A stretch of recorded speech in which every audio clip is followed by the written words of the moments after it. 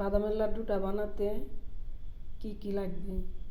এখানে 100 গ্রাম কাজু বাদাম, 100 গ্রাম কাঠবাদাম, আর হচ্ছে 100 গ্রাম চীনাবাদাম, 100 গ্রাম কিশমিশ।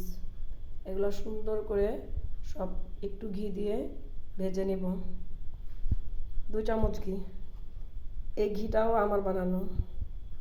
প্রতিদিন একটু একটু করে সরজম রেখা তারপরে এই ঘিটা বানাইছি। আরও ছিল, শেষ হয়ে গেছে।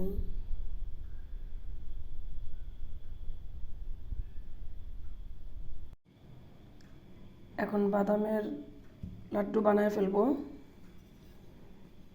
এগুলো হচ্ছে শুধু চীনাবাদামের গুঁড়া।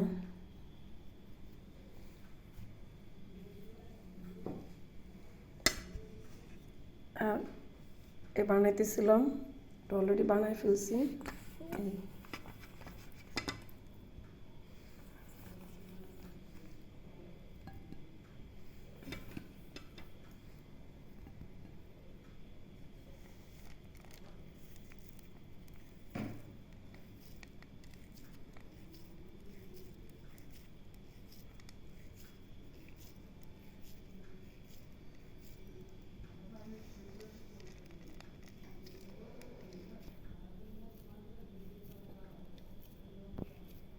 খুব সুস্বাদু